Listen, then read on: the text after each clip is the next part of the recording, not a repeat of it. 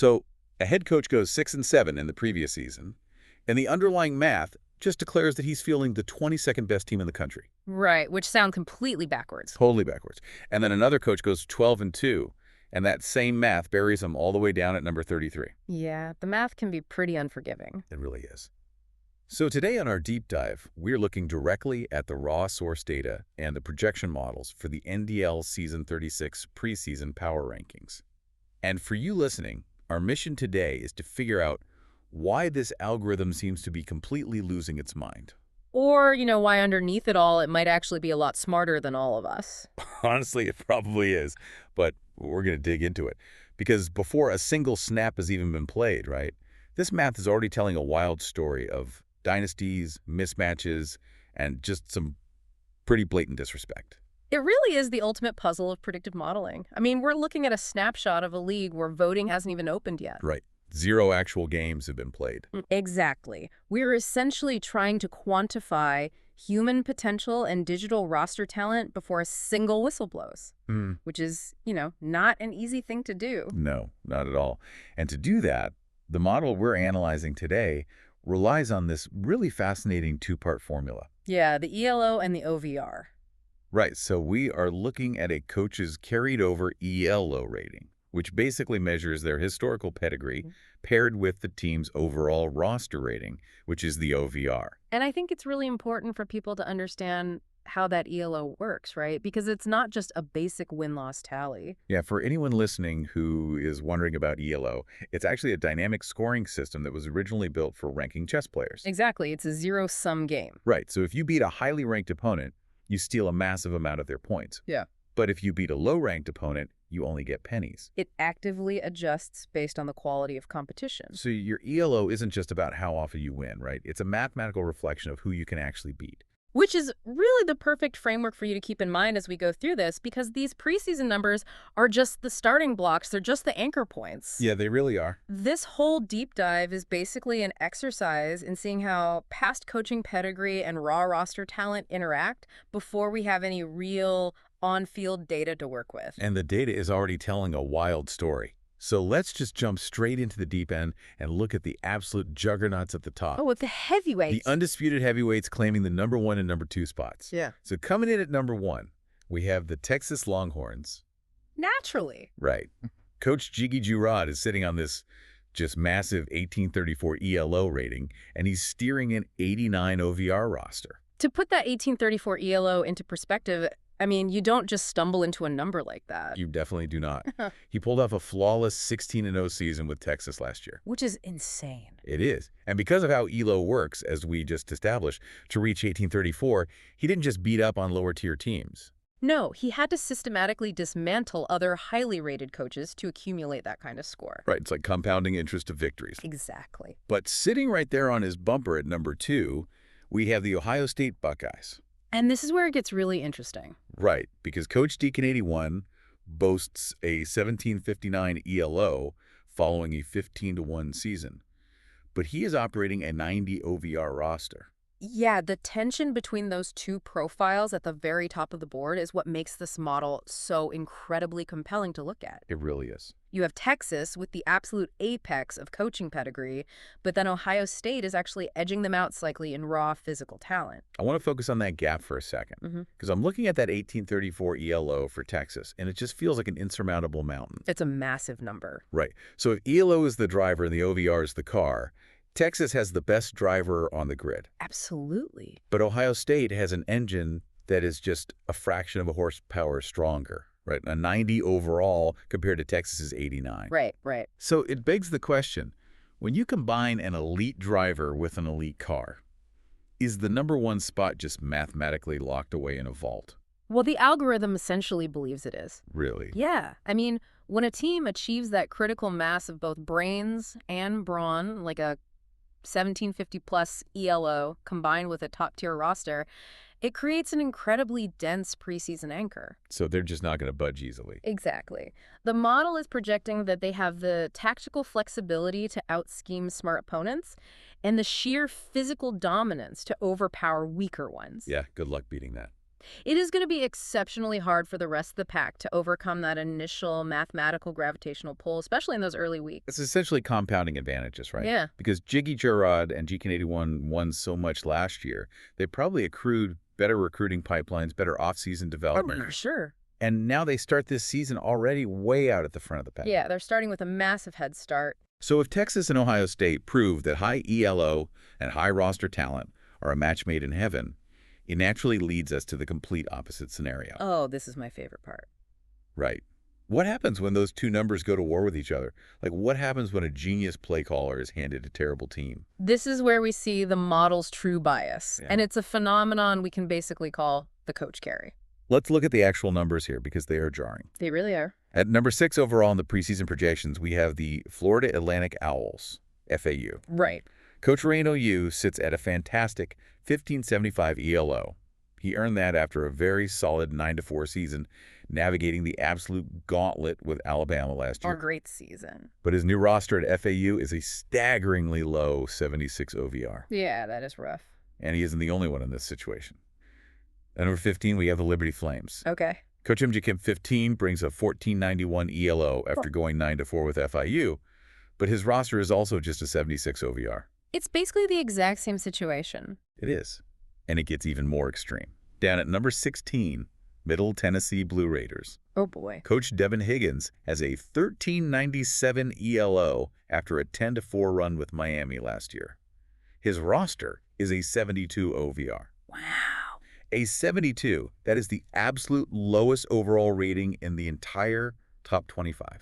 The model is placing an immense amount of faith in the human holding the controller. I have to admit, I am struggling to accept the math on this one. I get that. It seems counterintuitive. Going back to our racing metaphor, this is literally like putting a Formula One driver behind the wheel of a golf cart. That's a great way to put it. Right. I mean, I don't care if Max Verstappen is driving a golf cart is not winning the Monaco Grand Prix. No, it's really not. If Middle Tennessee's offensive line is a 72 overall, they're going to get physically bullied by a defensive line that is an 85 overall, no matter what play is called. I think so. So how on earth does a 72 overall roster justify a top 25 ranking, let alone FAU sitting at number 6 in the country? Okay, so you have to look at how a highly rated coach actually operates in a simulation environment to understand why the algorithm trusts them so much. Okay, lay it on me.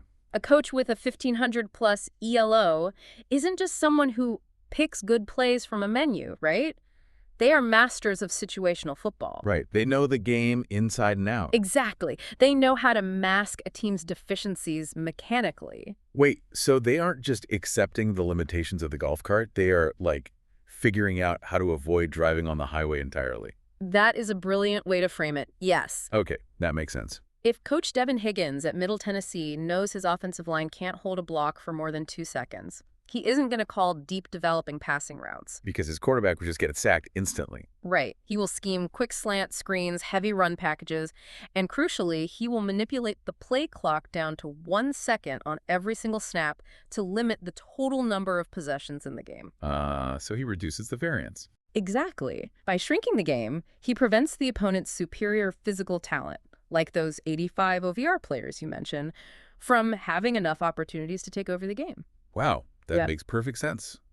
The model assumes the football IQ travels with them. It does. If they prove they could win in the high-pressure crucibles of Alabama or Miami, the algorithm just trusts that they have the tactical toolkit to squeeze every single ounce of potential out of a 72 or 76 overall roster. It is the ultimate X's and O's versus Jimmy's and Joe's experiment for this season. I love that. When week 1 kicks off, I think the most fascinating film for you to study will be FAU, Liberty, and Middle Tennessee. Definitely. If they execute flawlessly, methodically marching down the field and frustrating vastly superior athletes simply by out-scheming them, then the ELO model is completely vindicated. But, and this is a big but, if that 72 OVR cornerback simply cannot run fast enough to catch a 90 OVR wide receiver, the scheme falls apart. Yep, the golf cart just breaks down. Exactly. Which brings us to the flip side of this equation. Because if we have teams surviving purely on the tactical brilliance of their coach's ELO, there must be teams sitting on absolute gold mines of roster talent who are just waiting to explode. Oh, absolutely. So let's look at the talent carry. These are the sleeping giants of the preseason. The sleeping giants? Yeah, these are the teams where the car might actually be better than the driver's current reputation. Okay, so let's call up number 4 on the board. The Oregon Ducks. Okay, yeah. Coach Shell 311 comes in with a very respectable 1629 ELO after a 12-3 season last year. Which is a great resume. It's a great resume. But look at the roster he gets to work with. A 91 OVR. Wow. That is the highest roster rating in the entire top 5.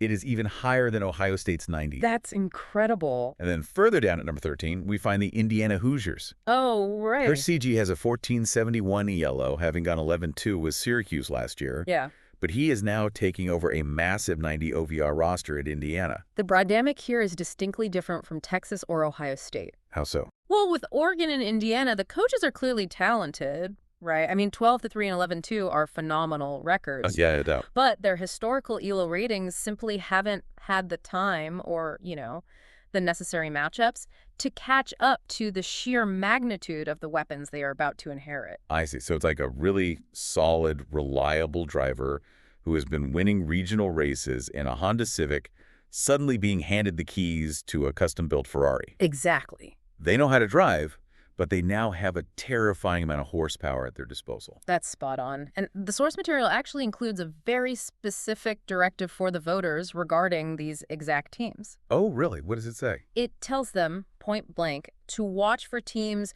whose roster talent significantly outpaces their coach's projection. Okay, why is that so important for them to watch? Because predictive models like this one are inherently conservative. Right. ELO is a lagging indicator. Lagging, right. Because it takes time to build up. Exactly. It takes seasons of sustained success against top-tier opponents to climb into the 1700s. But a 91 overall roster. That's right there. Yeah, that is a leading indicator that is raw speed, strength, and catching ability that exists on the field right now. So the math is intentionally anchoring them slightly lower than their raw physical potential might suggest. Yes, because the algorithm needs proof that the coach can actually handle the Ferrari. Okay, that makes total sense. But for you listening, these are your prime candidates to be the massive early risers once the games begin. Because if Oregon's 91 overall roster starts clicking with a coach who already knows how to win 12 games in a season, they aren't going to hover around number 4. no, they're going to surge. Their physical capabilities are going to completely overwhelm teams, and they will become a tidal wave in the polls. I love looking at that latent potential. It makes those early season matchups so critical to watch. It really does. But let's take a step back, because we've established the logic here. We've seen how the ELO and the OVR are supposed to balance each other out. We've seen the elite drivers in the elite cars, the elite drivers in the golf carts, and the good drivers in the Ferraris. Yeah. Now, we have to look at where the math creates just total head-scratchers. Oh, the anomalies. The anomalies, the snubs, the outliers, and what feels like outright disrespect. This is inevitably where human intuition just completely rebels against mathematical modeling. And rightly so. Yeah. Because let's look at the biggest anomaly on this board. Let's do it. Sitting at number 22, we have the Mississippi State Bulldogs. Okay. Coach Texanol is ranked in the top 25. But here is the critical detail. He went 6-7 last season with Oklahoma. Oof. Right. He has an ELO of 1429 and an 81 OVR roster. And he's in the top 25. Yes. Meanwhile, sitting completely outside the top 25, just looking in through the window, we have number 30 UConn. Coach Triccio 21 went 11-2 last year. Yeah, that's rough. And the snubs don't stop there. No, they don't. Look at number 33, Missouri. Coach Shusky had a stellar 12-2 record with Jacksonville State last year, and the math just buries him at 33. Why? We also can't ignore number 23, Pittsburgh.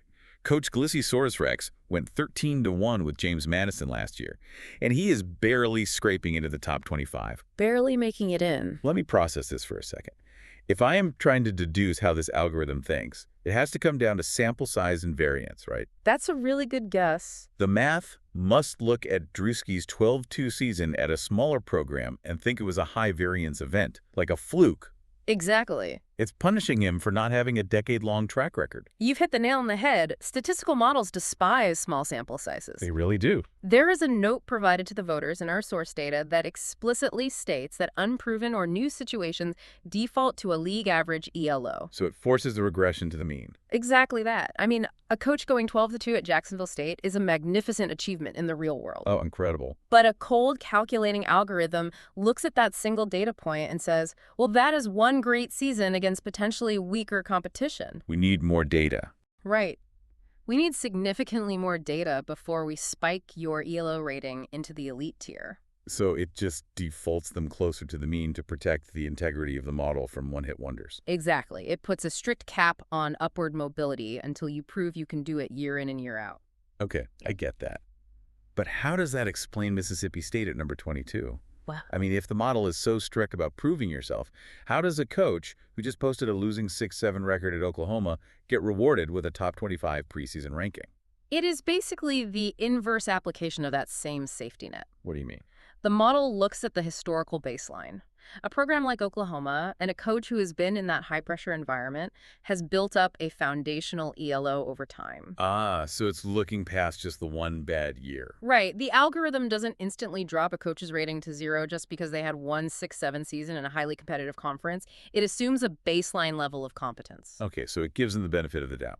Exactly. So when you combine that historical safety net with an 81 OVR roster, the math spits out a number 22 ranking. So the algorithm has a long memory, but it's incredibly stubborn. Very stubborn. It absolutely refuses to overreact to one phenomenal year by a smaller team, and it refuses to completely write off a coach from a major program who stumbled for one season. Which is exactly why the source material provides one final golden rule for the humans who actually vote on these rankings. Oh, and what's that? It states unequivocally that voters must revisit their ballots immediately once Week 1 results are in. Right. Preseason projections should never, ever anchor a poll once real on-field data exists. Because the math is basically holding up its hands and saying, look, this is our best statistical guess based on historical averages and roster code, but please, for the love of the game, use your human eyes once they actually snap the football. Yeah, the algorithm is self-aware enough to know its own limitations. It knows what it doesn't know. Exactly. It knows it cannot account for a sophomore quarterback suddenly learning how to read a defense. Or a locker room completely falling apart. Right. Or that Formula One driver realizing the golf cart physically cannot turn left at 50 miles an hour without tipping over. And that is exactly why we play the games instead of just running spreadsheets. Amen to that. Well, thank you for joining us on this deep dive into the NDL Season 36 projections. We've unpacked the compounding interest of the juggernauts relying on perfection. We certainly have. We've explored the tactical masters trying to drag under-talented rosters into the spotlight. We've looked at the loaded Ferraris waiting to break out. And we've diagnosed the mathematical anomalies that are absolutely going to put a massive chip on some coaches' shoulders. Some very big chips. Right now, in this moment before kickoff, reputation is everything. The math demands respect for past performance. It does. But as you think about these projections ahead of the season, consider this scenario. Okay. We talked heavily about the coach carry, right? Yeah, the F1 driver in a golf cart. Right. Teams like FAU at number 6, where Coach Rain on You has a massive ELO but is working with that terrible 76 OVR roster. Right. The math insists he belongs at number 6. But imagine if FAU goes out in Week 1 and just gets completely blown off the field. Oh, wow. Not out-schemed, but physically dominated because his offensive line gets crushed on every single play. A total system failure. A total system failure. The question for you to mull over as the season unfolds is this. Will the human voters actually drop FAU like a stone, recognizing that the roster simply cannot compete at an elite level? Or will they stubbornly cling to the coach's past glory? Exactly. Will they look at his Alabama resume and rationalize it by saying, well, you know, it's just one bad week. He's a genius coach. We have to keep him in the top 10. That is the ultimate collision between human psychology and hard data. Once the actual games begin, we are going to see if voters are willing to shatter those preseason mathematical anchors, or if they let the ghosts of past seasons blind them to what is happening right in front of them on the field. Because once that whistle blows, the murky projections fade away. The algorithm stops guessing, and the scoreboard takes over. We will see which coaches can outrun the math and which ones get crushed by it.